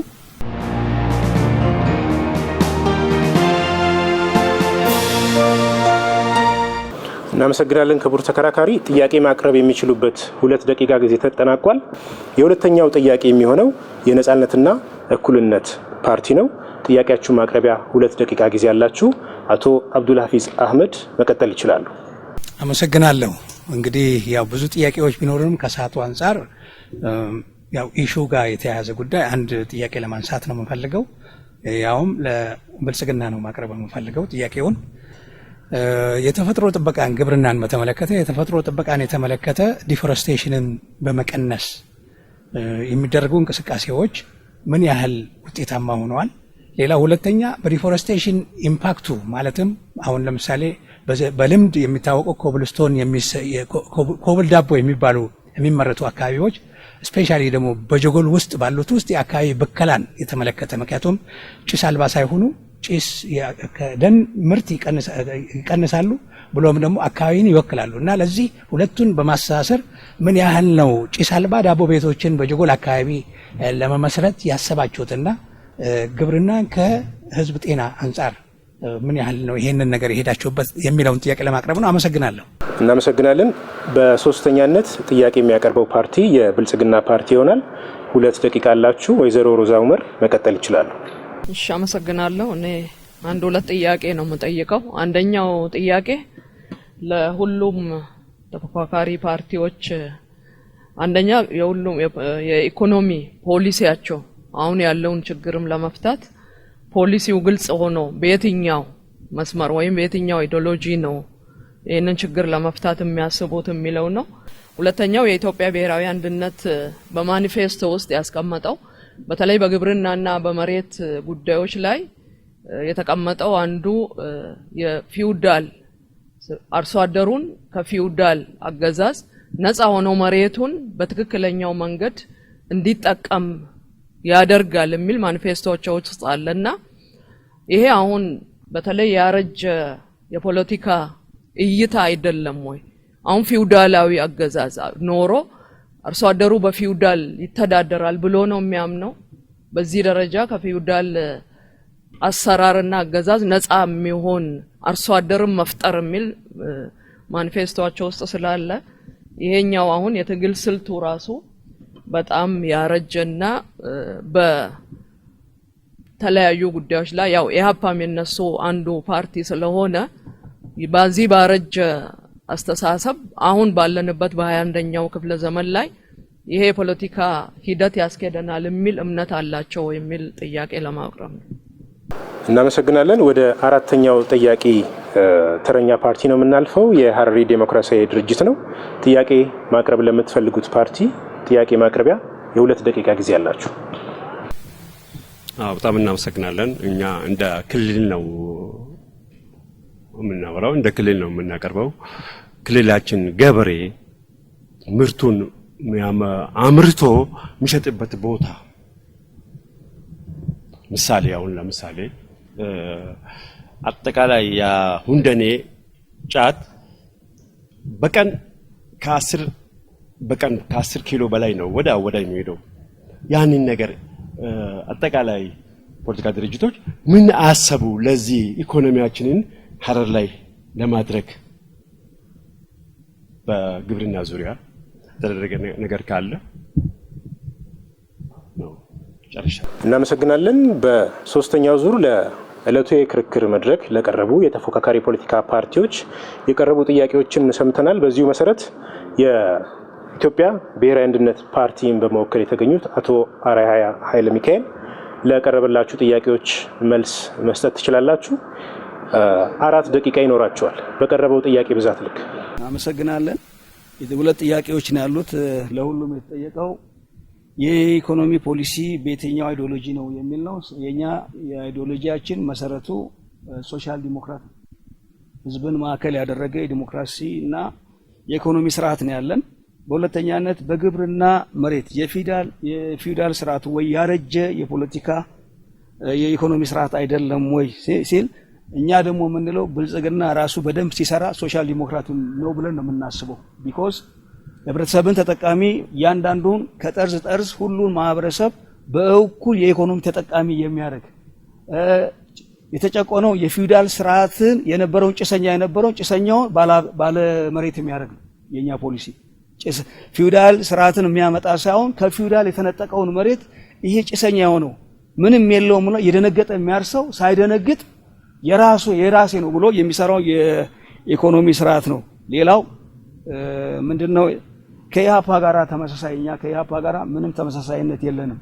የኛ ፓርቲ ኢህአፓ ከሌላ ጋር ኢህአፓ መያድ ምናምን ከሌላው ጋራ ነው። ስለዚህ የኛ ትክክለኛው የፖለቲካችን ፊውዳላዊ የሆነ ስርዓቶችን መሬት ላይ ማስፈን ሳይሆን ከፊውዳል ነፃ የሆነ እያንዳንዱ ዜጋ ስፔሻሊ ገበሬው መሬቱ የኔ ነው ብሎ ምርታማነቱን ከፍ በማድረግ ድህነትን የሚነቅል የሚያጠፋ በእኩል ተጠቃሚነትን የሚያሰፍን ነው የሚል ነው። አመሰግናለሁ። በቀጣይ የነጻነትና እኩልነት ፓርቲ ለቀረበላችሁ ጥያቄ መልስ የምትሰጡ ይሆናል። አንድ ጥያቄ ቀርቦላችኋል። 2 ደቂቃ አላችሁ። አመሰግናለሁ። ማለትም ምንድነው እናንተ የምትከተሉት የኢኮኖሚ ፖሊሲ የሚል ጥያቄ ነው የቀረበው። ይሄ እኛ ኢኮኖሚክ ፖሊሲያችን ሊበራልና ከመንግስትን ከማንኛውም ኢንተርፌረንስ ነፃ የሆነ የሚለውንም አንከተልም። ጥግ የረገጠ ነው። በዚህ በኩል ደግሞ ሶሻሊዝም የማህበረሰቡን ብቻ የሚል ሀሳብና ምንም አይነት የሆኑ ነገሮች እንዳሌሉ ሶሻሊዝምን የሚያቀነቅንም አይደለም። የኛ ማዕከላዊ የሆነ ስንል ሁለቱንም ጠቃሚ ጎን ለህዝብ የሚጠቅመውን ነገር መንግስት ኢንተርቪን የሚያደርግባቸው ኤሪያዎች ላይ ለምሳሌ ሞኖፖሊስቲክ የሆኑ ማለትም እንደ ኢትዮጵያን ኤሌክትሪክ፣ ኢትዮጵያን ቴሌኮሙኒኬሽን እና ሌላ ትልቅ ሂውጅ ኢንቨስትመንት የሚያስፈልጋቸው መንግስት ኢንተርቪን የሚያደርግባቸውን እንዳለ ሆኖ ሌላው ግን በነጻነት የሚንቀሳቀስበት ሁኔታ፣ ሌላ ደግሞ ምንድነው ህዝብንም የሚያደምጥ የህዝብን መሰረት የያዘ አንኤምፕሎይመንትን የሚቀንስ ዲቨሎፕመንትን የሚያሻግር የዚህን ሁለቱን አንድ ላይ አቀናይቶ የሚሄድ እንጂ ሁለት ጽንፍ የያዙትን የኢኮኖሚክ ፖሊሲዎችን የማይከተል አብሶሉትሊ ማዕከላዊ የሆነውን የሚከተል እንቅስቃሴ ነው የምናደርገው የሚለውን ለመግለጽ ያክል ነው። አመሰግናለሁ። እናመሰግናለን። በሶስተኛነት የብልጽግና ፓርቲ ከሌሎች የተፎካካሪ ፖለቲካ ፓርቲዎች ለቀረበላችሁ ጥያቄ መልስ ትሰጣላችሁ። 6 ጥያቄዎች ቀርበዋል። በመሆኑም 12 ደቂቃ ይኖራችኋል። መቀጠል ትችላላችሁ። አመሰግናለሁ። እንደ ጥያቄ ለብልጽግና ፓርቲያችን የተነሳው አንዱ ከኢንዱስትሪ ጋር ተያይዞ ያለው የአነስተኛና መካከለኛ ኢንዱስትሪዎች አዲስ የተፈጠረው በቁጥር ቢገለጽ ብሎ የተጠየቀ ጥያቄ አለ። ኢንዱስትሪዎች በስትራቴጂው መሰረት የራሳቸው ካታጎሪ አላቸው። አነስተኛ ኢንዱስትሪዎች፣ መካከለኛ ኢንዱስትሪዎች እና ከፍተኛ ኢንዱስትሪዎች ተብሎ ስለተከፋፈለ በዚህ ሬንጅ ውስጥ ነው የሚገባው። ቁጥሩን በአንድ ላይ ለማስቀመጥ ሳይሆን አነስተኛ ኢንዱስትሪዎች የምንላቸው እስከ 10 ሚሊዮን ካፒታል ያላቸውን በዛ ካታጎሪ ውስጥ ነው የሚገባው ማለት ነው። ስለዚህ ቅድም ያስቀመጡት ወደ 132 የተባለው በአነስተኛ ደረጃ ያሉ ካፒታላቸው በተለያየ ደረጃ ቢሆንም እስከ 10 ሚሊዮን ካፒታል ያስመዘገቡ ናቸው። በመካከለኛ ደረጃ ኢንዱስትሪ የምንፈርጃቸው ደግሞ ከ10 ሚሊዮን እስከ 90 ሚሊዮን ካፒታል ያላቸው ናቸው። ስለዚህ ቅድም በቁጥር የተገለጹት ካፒታላቸው በተለያየ ደረጃ የሚገለጽና ከ10 ሚሊዮን እስከ 90 ሚሊዮን ካፒታል ያላቸው ከ90 ሚሊዮን በላይ ካፒታል ሲያስመዘግቡ ደግሞ ወደ ከፍተኛ ኢንዱስትሪ ነው የሚሸጋገሩት። አሁን በክልላችን በተጨባጭ ወደ 6 የሚሆኑ ከፍተኛ ኢንዱስትሪዎች አለን ማለት ነው። ተቆጥሮ ካፒታላቸው በሚቀጥለው የሰው ኃይልም ተጠንቶ በዛ ልክ የተለየበት ሁኔታ ነው ያለው። ሁለተኛው ከስራ አጥነት ጋር ተያይዞ ያለው በቁጥር ቢገለጽ የተባለው በአማካይ ባለፉት የለውጥ ዓመታት 8500 የሚሆን በየአካባቢ የስራ ዕድል እየተፈጠረ ያለበት ሁኔታ ነው ያለው። በድምሩ ወደ 40,000 አካባቢ ባለፈው የለውጥ ዓመታት በቋሚ የስራ ዕድል ተፈጥሯል ማለት ነው። በውጭ ሀገር ስራ ሲመረጥ ደግሞ ወደ 732 የሚሆን ከ2017 ጀምሮ እስከ 2018 ግማሽ ዓመት ድረስ ወደ 732 የሚሆን የውጭ ሀገር ስራ ሲመረጥ የተፈጠረበት ሁኔታ ነው። እነዚህ ደግሞ ክህሎት መር የሆነ ስልጠና ወስደው ክህሎትን ጨብጠው ወደ ውጭ ሀገር የሄዱበት ሁኔታ ነው ያለው። ከአምራችነት ወደ ሸማችነት የተባለው የስራ ዕድል ፈጠራ ቋሚውን ነው የምንወስደው። ቅድም በቁጥሮች ሲገልጽ የነበረው የተፈጠሩ ቋሚ የስራ ዕድሎች ናቸው። ጊዜያዊን ከሚፈጥረው ከሸማች ጋር የተያዘ ስለሆነ ከአንድ አመትና ከዛ በላይ የሚያሰራ ከሆነ ብቻ ነው ስራ እድል ቋሚ ብለን የምንወስደው። ሌሎች ቅድም ያስቀመጥኩት በተለያየ በኮንስትራክሽን የምንሰራቸው በፕሮጀክት የሚፈጠሩ ስራ እድሎች ዲማንድን ነው የሚፈጥሩት። ስራ እድል ይፈጠርላቸዋል፣ ሀብት ያገኛሉ፣ ግን የሚያመርቱት ነገር የላቸው። ወጣቱ ስራ ሲፈጠርላቸው ሌላ ዲማንድ ነው የሚፈጠረው ማለት ነው። ስለዚህ ገበያ ላይ የሚፈጠረው የዲማንድን የመጨመር ፍላጎትን የመጨመርና ምርትን እያመረቱ ሳይሆን በዋናነት ግን በቋሚነት የአምራች ስራ ፈጠራ ስንል በኢንዱስትሪም ስራ እድል ፈጠራ ስራ እድል እየተፈጠረለት እያመረተም ደግሞ ኑሮ ውድነትን ላይ አስተዋጽኦ እያደረገ በግብርና ስራ እድል ሲፈጠርለት እያመረተ በምርትና ምርታማነትን ደግሞ የራሱ ኮንትሪቢዩሽን እያደረገ ስራ እድልም ስለሚፈጠርለት ለዛ ነው የአምራች ስራ ፈጠራ የምንለው ማለት ነው። እያመረተ በቱሪዝም በማይኒንግ በተለያዩ የሚሰሩ በከተማችን አሁን የሰራው ከኮሪደር ልማት ጋር ተያይዞ ያለው ማንሳት ይቻላል። የጀጎል ውስጥም የአካባቢችን ጸጋ በማዕድን ላይ ስራ ተሰርቶ ከፍተኛ የሆነ የአካባቢ ጸጋ ተጠቅመን ስራ እድል የተፈጠረበት ሁኔታ ነው ያለው። ስራ እድሉ በጣም ፍትሃዊ ነው። ደሃን ተች ከማድረግ መኳያ እያንዳንዱ ዜጎች በዛ ላይ የሚሳተፍበት ኢቭን የክልላችን ነዋሪ ብቻ ሳይሆን ከየትኛውም የኢትዮጵያ ክልል የሚመጣ ወጣት በኮሪደር ልማት በሚሰራቸው ስራዎች እየተሰማሩ እየሰሩ ያለበት ሁኔታ ነው ያለው የኢትዮጵያ ዜጋ እስከሆነ ድረስ። ስለዚህ ስራ እድልን ከመፍጠር አኳያ ከፍተኛ የሆነ የኑሮ ውድነትንም ከማቃለል አኳያ ወጣቱንም ደግሞ ከማሻሻል አኳያ ተሰሩ ስራዎች የሚታይበት ሁኔታ ነው ያለው። ከኢንዱስትሪ ጋር ተያይዞ ያለው ኢንዱስትሪ መንደር ላይ በጣም ከፍተኛ የሆነ ስራ እየሰራ ያለበት ሁኔታ ነው ያለው። በተለያዩ ዘርፎች በምግብና መጠጥ፣ በኬሚካል፣ በማኒፋክቸሪንግ ኢንተርፕራይዞችን በተለይ ከፍተኛ የማደግ አቅም ያላቸውና ከፍተኛ የማደግ አለኝታ ያላቸውን ለሌሎችም ስራ እድል የሚፈጥሩትን የመንግስት ድጋፍ ማድረግ የብድር የቦታ የማርሻና መሸጫ ቦታዎችን ድጋፍ ማድረግ ስራ እየሰራ ያለበት ሁኔታ ነው ያለው። በከተማችን እየሰራ ያለው የስማርት ፖሎችን ሌሎችም ኬሚካሎች በተለይ እነዚህ የዌስት ትሪት እንትን ከማድረግ አኳያ በሳሙና ላይ በተለያዩ ኢንዱስትሪዎች ላይ እየሰማሩ ያለበት ሁኔታ ነው ያለው። ስለዚህ በዛ ኢንዱስትሪ ደረጃ ደግሞ ጥሩ የተሻለ ሁኔታ ያለበት ሁኔታ ነው ያለው። ቀጣይ ደግሞ በአዲስ የክልሉ መንግስት ፕራዮሪቲ ሰጥቶ በኢንቨስትመንት መሪ ወስደው ኢንዱስትሪ ላይ የተሰማሩ እያለቁ ወደ ምርትም እየደረሰ ያለበት ሁኔታ ነው ያለው። እነዚህ ደግሞ ሲጨመር በከፍተኛ ደረጃ ኢንዱስትሪያችን የተኪ ምርትም የውጭ ኤክስፖርት የምናደርጋቸውን ኳሊቲያቸውን ጠብቀን በእንትኑ መሰረት እየሰራን ያለበት ሁኔታ ነው ያለው። አመሰግናለሁ። እሺ ሰዓት አለኝ አይደል?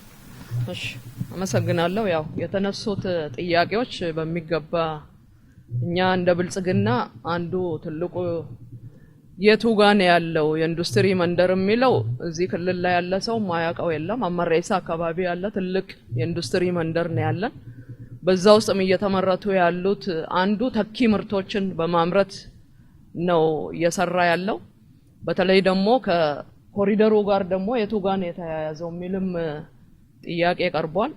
አንዱ የኮሪደር ፖሎችን የተለያዩ የመብራት የወክዌይ ስራዎች ከውጭ ሲገቡ የነበሩትን ምንዛሪ በማስቀረት በተለይ የሐረር ኮሪደር የተሰራበት አንዱ ትልቁ የአካባቢ ጸጋን በመጠቀም ነው። ይሄ ደግሞ በአካባቢያችን ያሉት ኢንዱስትሪዎች አንደኛ የማምረት አቅማችንን ከፍ ያደረግንበት፣ ሁለተኛ የውጭ ምንዛሪን እዚህ ያስቀረንበት ትልቁ የኢንዱስትሪ የመነቃቃት ስራ ያልነው እሱ ነው። በተሰሩት ኮሪደሮች ደግሞ ምን ያህል የስራ እድል ፈጠራ የሚለውን ማንም የሚያውቀው በተለይ ደግሞ የጀጎል ውስጥ ለውስጥ የዓለም ቅርጽ የሆነውን አድሰን በምንሰራበት ስራ ውስጥ የአካባቢ ጸጋን የተጠቀምነው አንዱ የሐኪም ጋራ ድንጋይን ወደ ዳቦ የቀየረበት ፓርቲ ነው ብልጽግና ፓርቲ።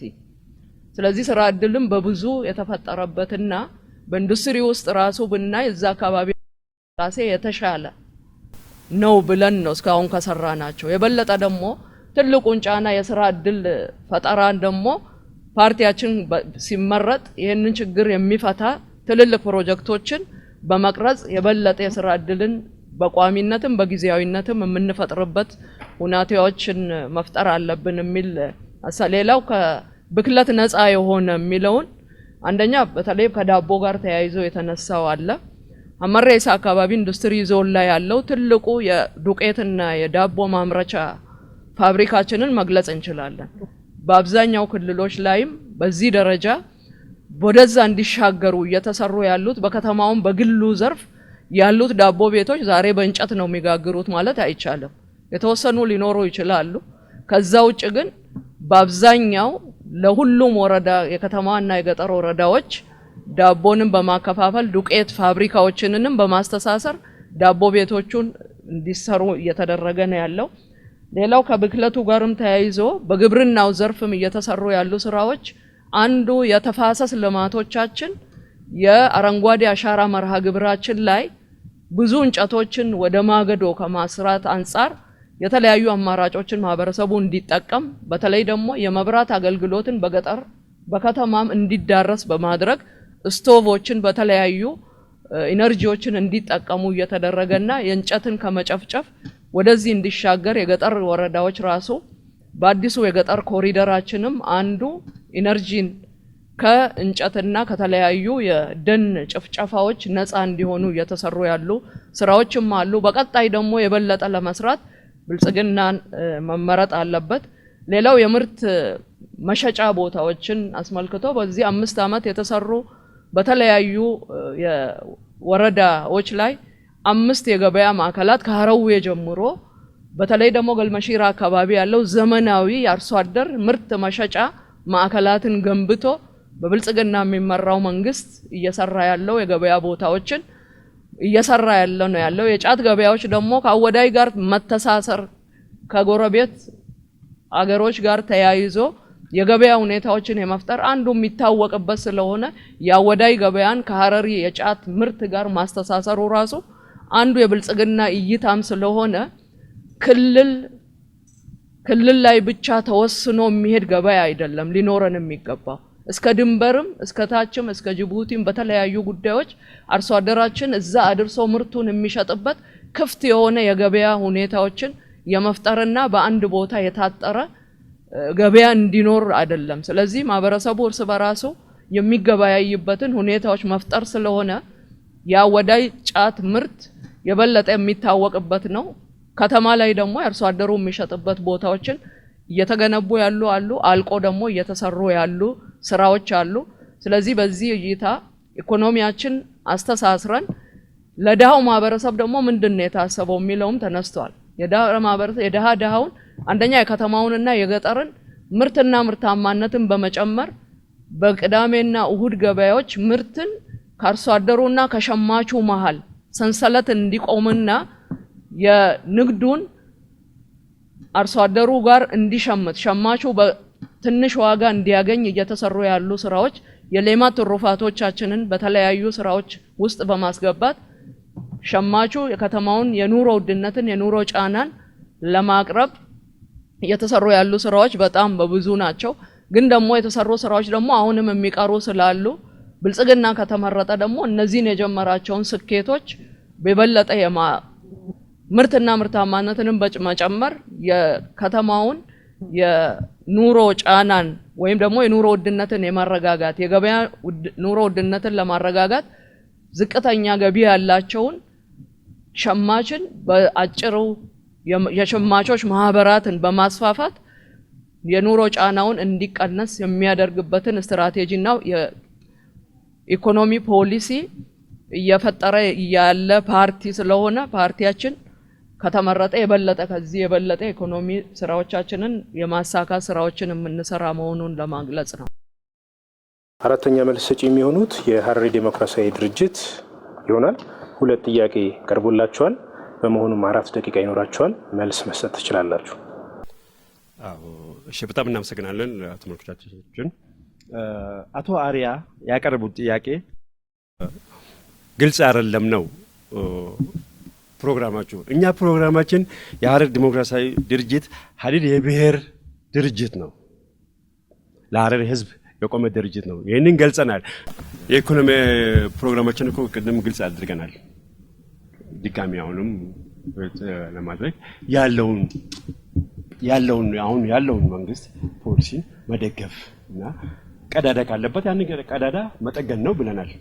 ያንን ነገር ካልሰሙት አይደል እንደናርጋቸው አንድ ማን ነው ብልጽግና ፓርቲ ብቻ ነው ጥያቄን የመለሰልኝ። በጣም ነው አመሰግናለሁ። ሌሎች ፓርቲዎቹ ዘሎታል። ለገበሬዎቻችን ምን አሰባችሁ ያልነውን ሌሎች አልፎታል። ግን ያንን ብልጽግናን በጣም እናመሰግናለን። ክቡራን ተመልካቾቻችንና የተከበራችሁ የክርክር መድረኩ ተሳታፊ የተፎካካሪ ፖለቲካ ፓርቲ ተወካዮች የዕለቱ የክርክር አጀንዳ በሆነው የግብርናና አምራች ኢንዱስትሪ ዘርፉን መሰረት አድርጎ አበይት በሆነ የኢኮኖሚ መስክ ላይ የተዘጋጀው የምርጫ ክርክር መድረክ የዕለቱ የመጨረሻ ምዕራፍ ወደ ሆነው 5ኛው ምዕራፍ ላይ ደርሰናል። በዚህ መሰረት በ5ኛው ምዕራፍ ማጠቃለያ ሀሳብና መቋጫ ንግግር የምታደርጉበት ነው የሚሆነው። የኢኮኖሚ ፕሮግራምና አማራጮቻችሁ ላይ የቀረቡ ጥያቄዎች ነበሩ። ያቀረቡት የመግቢያና የፓርቲያችሁ አቋም ነበረ። እንደ አጠቃላይ ለመራጮች እና ለዜጎች ከኢኮኖሚ ፕሮግራማችሁ አንጻር ፓርቲያችሁን መራጮች እንዲረዱበት የምትፈልጉትን የማጠቃለያና የመቋጫ ሀሳብ ታሰሙናላችሁ። በዚህ መሰረት በቅድሙ ቅደም ተከተል እንሄዳለን። አሁንም ከኢትዮጵያ ብሔራዊ አንድነት ፓርቲ የመቋጫ ሀሳባችሁን ትገልጹልናላችሁ። ጣናውም የህብረተሰቡን ነው። ተፎካካሪ ፓርቲ ስንሆን የህብረተሰቡን ጥያቄ ነው ይዘን የመጣ ነውና ያንን ጥያቄ በትክክል አድርገን እንመልሳለን። ለእኩልነትና ለፍትህ ለነጻነት እንሰራለን ብለን ነው የምናምነው። እዚች ጋር እኛ ይዘን የመጣ ነው ያው ብልጽግና ያው ተፎካካሪ ፓርቲያችን አልሰራውም ማለት ሳይሆን በአካታችነት ዙሪያ ላይ ብዙ መሰራት ያለባቸው ነገሮች አሉ።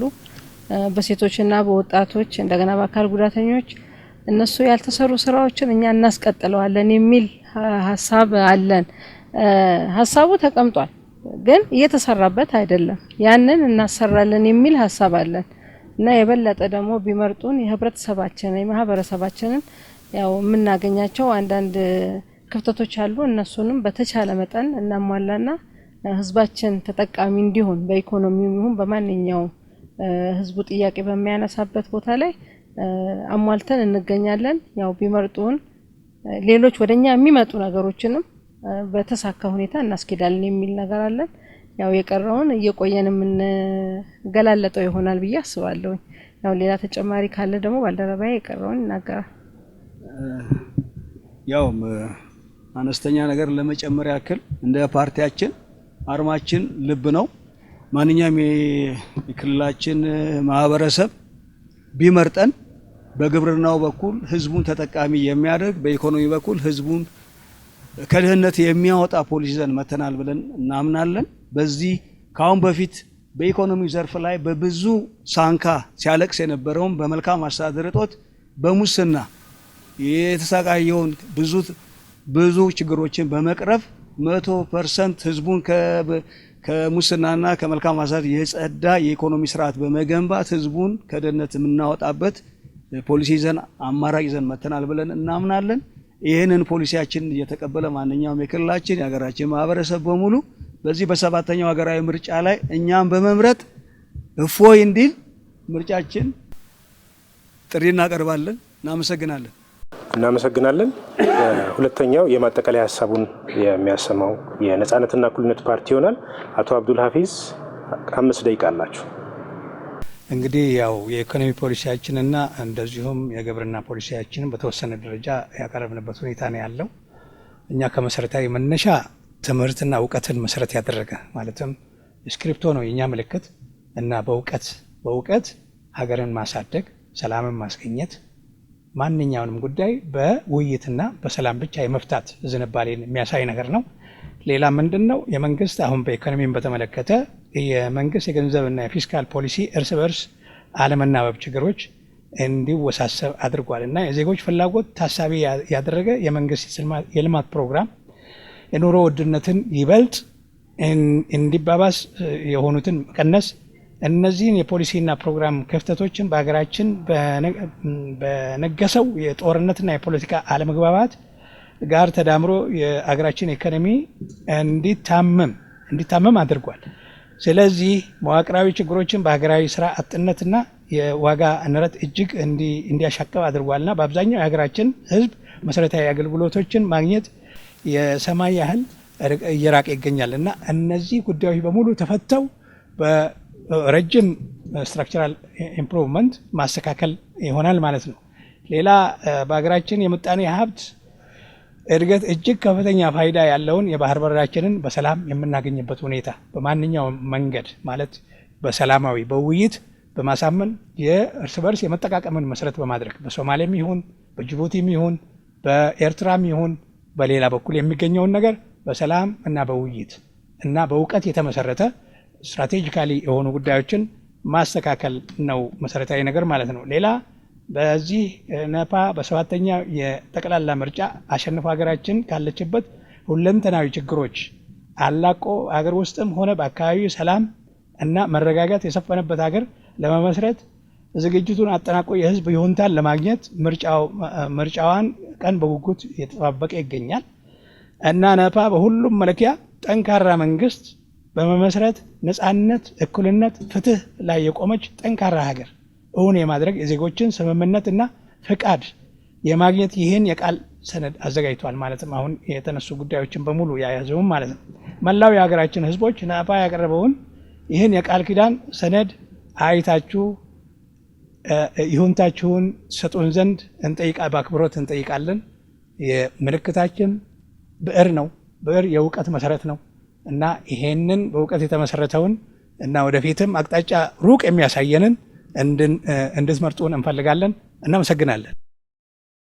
በሶስተኝነት የዕለቱ የክርክር አጀንዳ ላይ የማጠቃለያና የመቋጫ ሀሳብ የሚሰጡን የብልጽግና ፓርቲ ይሆናል። 5 ደቂቃ አላችሁ። ያው ፓርቲያችን ብልጽግና ምልክቱ የስንዴ ነዶ ነው። ፓርቲያችን ብልጽግና ከተመረጠ በኢኮኖሚው ዘርፍ የያዛቸውን ኢኮኖሚ ፖሊሲዎችን በተለይ ደግሞ ግብርናችንን በማዘመን ከዝናብ ጥገኝነት የተላቀቀ ግብርና እንዲኖርና ምርትና ምርታማነትን በመጨመር የሜካናይዜሽንን ስትራቴጂ ተከትሎ የአርሶ አደሩን የኑሮ ሁኔታን የሚያሻሽልና የበለጠ ደግሞ ከገበያው መር የሆኑትን ምርቶች እንዲመረቱና በተለይ ደግሞ በግብርናው ዙሪያ የእንስሳት ሀብትና የሰብል ምርቶችን በመጨመር ከውጭ የሚገቡትን ምርቶች በአገር ውስጥ የማስቀረትና የጀመርነውን የበጋ ስንዴዎች ከውጭ እርዳታ የተላቀቀና ከተረጂነት ወደ ምርታማነት የጀመርናቸውን ስራዎች ምርትና ምርታማነትን በመጨመር ከውጭ የምግብ ሉዓላዊነታችንን የምናረጋግጥበት አንዱ ትልቁ የኢኮኖሚ ፖሊሲያችን ነው። ስለዚህ ግብርናችንን ከዝናብ ጥገኝነት ምርትና ምርታማነትን በተለይ ደግሞ የመስኖ አውታሮችን በማስፋፋት በመስኖ ልማት በበጋም በክረምትም የሚመረትበት የግብርና ዘርፍ እንዲኖረን እንሰራለን። የበለጠ ደግሞ የምናመርተው ምርት በአገር ውስጥ ፍጆታ ለምግብነት ብቻ ሳይሆን የውጭ ምንዛሪም የሚያመጡትን ምርቶች አሁን የጀመርናቸውን ስንዴን ወደ ውጭ የመላክ የአቮካዶ ምርቶችን ከአረንጓዴ አሻራችን ጋር ተያይዘው የአረንጓዴ ኢኮኖሚን የመገንባትና በተለይ ደግሞ ትልቁ ችግር ብለን የጀመርነውን ስራ ለመፍታት አንዱ የስራ አጥነትን ችግሮችን ለመፍታት አብዛኛው ዜጎቻችን በተለይ ደግሞ ወጣቶችን ትልቅ የስራ እድል እንዲፈጠር የኢንዱስትሪ ልማቶቻችንን በማስፋፋት ለሁሉም ብዝሃ ዘርፍ ሁሉንም ማዕድኖቻችን ብልጽግና ትልቁ እምነቱ የመጨረሻው ትልቅ ሀብት ያላትና ትልቅ አገር መሆኗን ኢትዮጵያን ያምናል። ስለዚህ ብዙ ያልተጠቀምናቸው ሀብቶች አሉ። እነዚህን ሀብቶች ወደ ሀብት የመቀየርና ያሉንን እምቅ አቅሞቻችንን ሁሉ ተጠቅመን በብዝሃ ዘርፍ ሁሉንም ወጥቶ ለህዝቡ ጥቅም ላይ እንዲውል በኢኮኖሚ ዘርፍ የጀመርናቸውን ትልልቅ ፖሊሲዎች በተለያዩ ስራዎች ላይ እንዲሳተፉ የማድረግና ያለውን ደግሞ የኑሮ ውድነትን ምርትና ምርታማነትን በመጨመር የከተማውንም የገጠሩንም የኑሮ ዘይቤያቸውን በመቀየር ያለውን ስራ በደንብ የምንሰራበት ነው። የኢንዱስትሪ ዘርፎቻችን ደግሞ አሁን በተለይ ደግሞ ኢትዮጵያ ታምርት የሚለውን ምርቶቻችንን በራሳችን አቅም በራሳችን ሀብት የምንጠቀምበትን ስትራቴጂዎች የምንከተል ይሆናል። ስለዚህ የበለጠ ደግሞ ከዚህ በላይ የጀመርናቸው ብዙ ስራዎች አሉ። ያሳካናቸው ስኬቶች እንዳሉ ሆነው ዛሬ ደግሞ የበለጠ ህዝባችን ድምጹን ከሰጠን የጀመርናቸውን ስራዎች ለመጨረስ እድሉ እንዲሰጠን ለማለት ፈልጋለሁ። በድጋሜ ብልጽግና ምረጡ። የብልጽግና ምልክት የስንዴ ነዶ ነው። አመሰግናለሁ። እናመሰግናለን።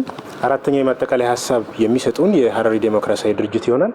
5 ደቂቃ አላችሁ፣ መቀጠል ትችላላችሁ። በጣም እናመሰግናለን።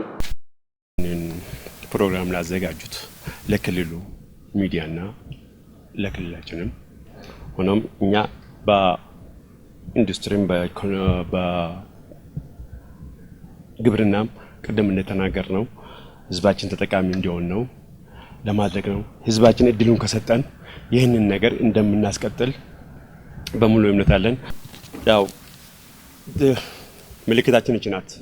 ባቡርነስ ትባላለች። ማንኛውም ሰው የሐረር ተወላጅ ያውቃታል። የት ቦታ እንደምትገኝ ሸዋበር ነው የምትገኘው። የጥንት ጠዋቱ ናት። ስለዚህ ባቡርነትን ይምረጡ፣ ይጠቀሙ። ከበራችሁ የፖለቲካ ፓርቲ ተወካዮች የሐረሪ ብዙሃን መገናኛ ኤጀንሲ በምርጫ 2018 በሐረሪ ክልል የሚወዳደሩ የተፎካካሪ ፖለቲካ ፓርቲ ተወካዮች መካከል ያዘጋጀው የመጀመሪያ ዙር የምርጫ የክርክር መድረክ በዚህ ተጠናቋል።